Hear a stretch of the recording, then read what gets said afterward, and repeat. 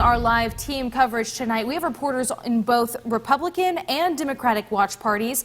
Newswatch 12's Haley Gravitt attended the virtual Democratic watch parties, and she'll be bringing us more on that in just a second. But first, Newswatch 12's Josh Shelton attended an in-person Republican watch party. Josh, what did you see at that in-person event? It was a much smaller group than what the Jackson County Republican Party is actually used to. In 2016, they told me they had more than 350 people in attendance compared to the 100 tonight. Capacity cap because of coronavirus restrictions, but they thought it was important to watch in person. Congratulations, Terry. I wondered with the cap of the COVID-19 restrictions of only 100 people if it would be subdued, but it's not.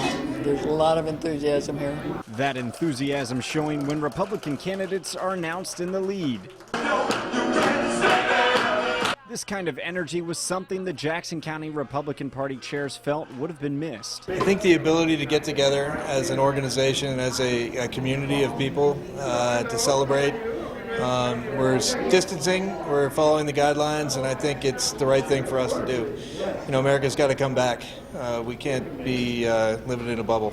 The in-person interaction was one reason some of the local Republican candidates attended the event. I've already gotten a whole bunch of texts congratulating me, but that's just not the same thing as somebody coming up and shaking your hand or bumping elbows with you or something like that in the age of COVID. Everything in my world is about personal relationships, and it's really fun to be around people, and that's just why it's fun to be here.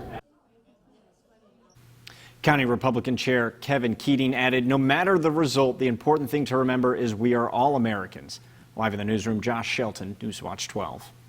Because of the pandemic, many Democrats have decided to have virtual watch parties this election.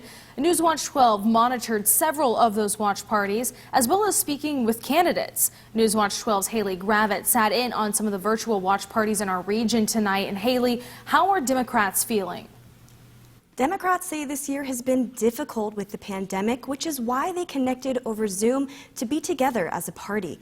Josephine County Democrats said normally they get together in person for watch parties, but this year Zoom parties are how they're getting together to watch election coverage. Josephine and Klamath Counties Democratic parties say that with the pandemic, they've had their share of difficulties when it came to campaigning.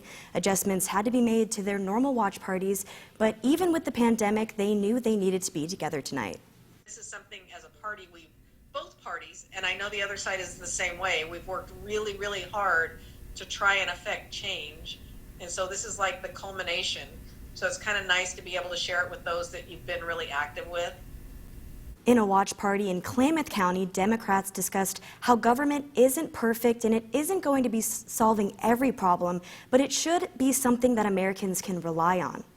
The way it's executed changes people's minds and changes people's behavior, and you can't legislate morality, but you can say black kids have to go to white schools and stuff. That, you know, you can change people's attitudes, and that to me is what government is all about.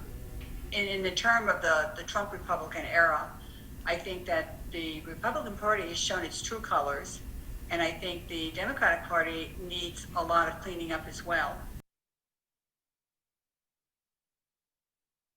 Many Democrats saying they expect not to know the full results tonight and anticipate an extended wait. Live in studio, Haley Gravitt, Newswatch 12.